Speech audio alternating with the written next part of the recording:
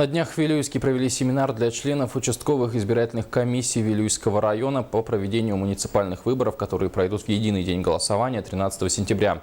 Участие в семинаре принял заместитель председателя Центра избиркома республики Александр Власов. Напомним, что в единый день голосования в Якутии пройдут муниципальные выборы глав поселений и депутатов Наследного совета, а также дополнительно в 2 округах выборы депутатов городского совета. По Вилюйскому району работают 8 избирательных комиссий муниципальных образований, ну а в день голосования выборы пройдут в 10 участковых избирательных комиссиях.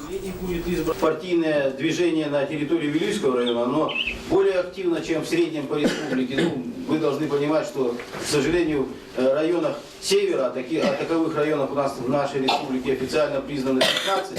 В принципе, кроме «Единой России», иные партии находятся в таком зачаточном состоянии. Хотя сегодня говорят о том, что демократия в России сформировалась, и присутствие партии оно возможно. Но я просто отвлекусь, хочу сказать, что сегодня в Российской Федерации в выборах у нас участвует более 70 партий. У нас участвует 35 партий. Но в итоге непосредственно в выборах у нас в республике приняло всего 7 партий.